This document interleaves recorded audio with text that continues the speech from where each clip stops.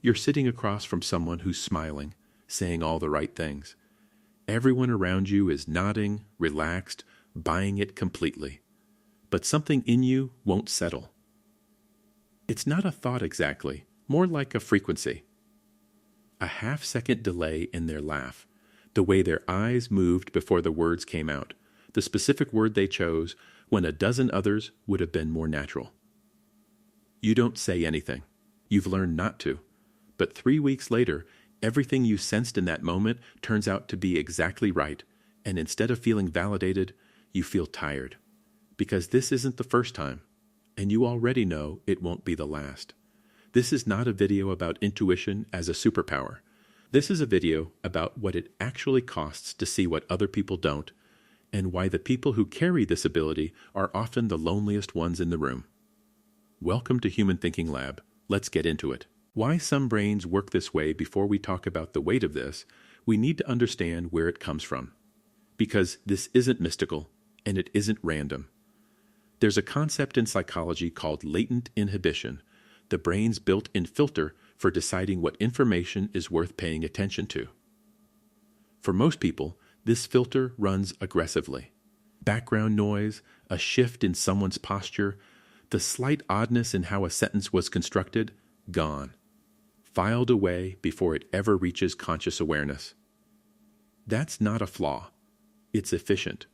It helps most people move through the world without being constantly overwhelmed.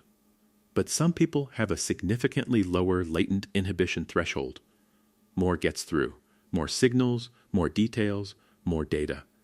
Psychologist Elaine Aron, who spent decades researching what she called sensory processing sensitivity, found this trait present in roughly 15 to 20% of people.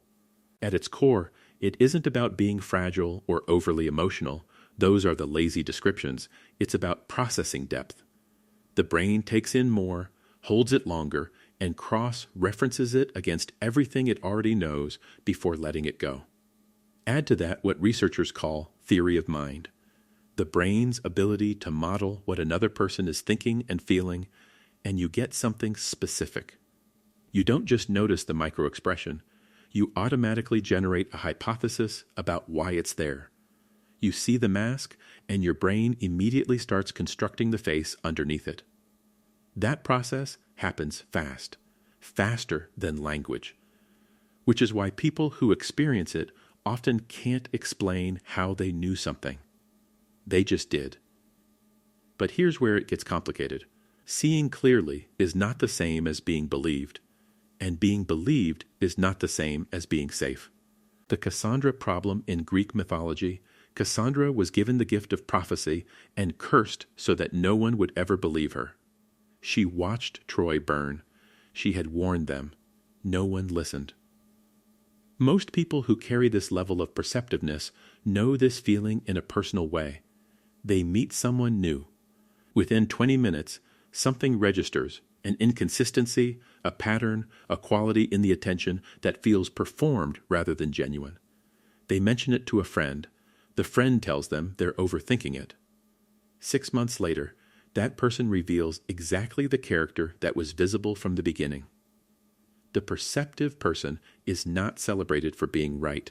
They're quietly resented for it, or worse, they're told they made the other person uncomfortable by seeing too much, too soon. This is the first real cost. Truth without social permission is a liability, not an asset. Human society runs on a shared agreement to accept certain masks. We need them. Masks allow us to function in workplaces, maintain family relationships, get through difficult days without falling apart. When someone refuses to participate in that agreement, when they hold up a mirror no one asked for, the instinctive response isn't gratitude, it's hostility. The perceptive person learns this early. They learn to stay quiet, to nod at things they can see through, to smile at performances they've already decoded. And that learned silence is its own kind of damage. The price of living inside your own analysis, here's what the silence produces over time. When you stop trusting what other people say because you've seen too many times that what they say and what they mean are different things, you start building an internal system to compensate. You stop relying on words. You rely entirely on your own reading of a situation. That sounds like self-reliance. But it becomes something else. A compliment stops being a compliment and becomes a question, what is this setting up? A kind gesture becomes a variable to be analyzed. What does this person need from me? A text that takes an hour to arrive isn't a person who is busy. It's data. It gets filed, cross-referenced, added to a pattern you've been quietly tracking for weeks. Psychologists call this hypervigilance, a nervous system in permanent threat detection mode. Originally an adaptive response to environments where you genuinely couldn't take things at face value. But once the pattern is established, it doesn't turn off when the environment changes. The alarm keeps running, even in safe rooms. Even with people who have earned trust. The cruel irony is this: the ability that protects them from being deceived also makes it nearly impossible to rest inside a relationship. They win every mental game.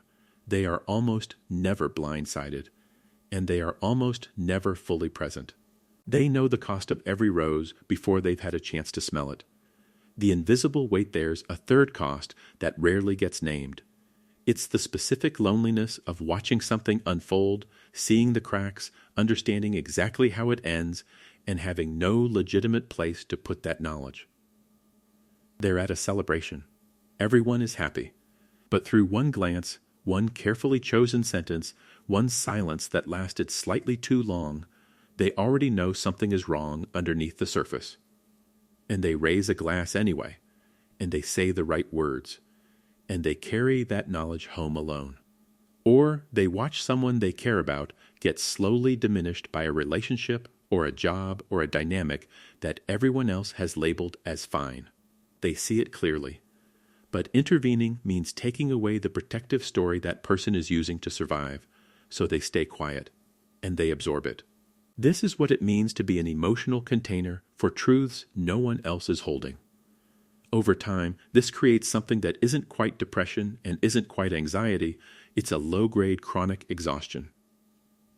The weight of all the things they've seen and chosen not to say. The gap between what they know and what they're allowed to express. And the deepest wound inside this, because they are so fluent at reading what others need, they become extraordinarily good at making others feel comfortable. Which means most people around them never think to ask if they're okay. They seem fine. They always seem fine. The one who sees everyone else clearly becomes the person no one thinks to look at. What actually helps there's no version of this where the perception switches off. And honestly, that's not the goal. The goal is to stop letting clarity become a cage. The first shift is learning what researchers call cognitive boundaries, the practice of separating what you observe from what you're responsible for. Seeing that a colleague is performing rather than being genuine is information. It doesn't automatically become your problem to expose, fix, or carry. You can see it, factor it into how you navigate that relationship, and let the rest go. Perception as intelligence, not as obligation. The second shift is harder. It requires tolerating uncertainty on purpose. When the threat detection system fires, when a partner's tired eyes get read as withdrawal, when a slow reply becomes evidence of distance, the trained response is to investigate, analyze, control.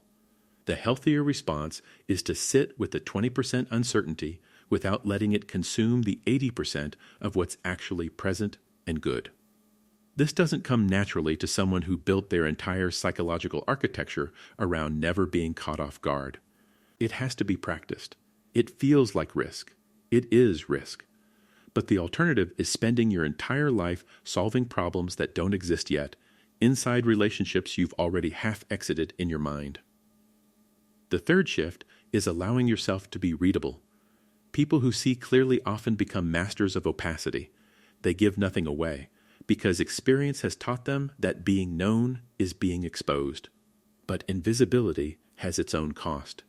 You cannot be truly close to someone you refuse to let see you. The perception doesn't have to disappear.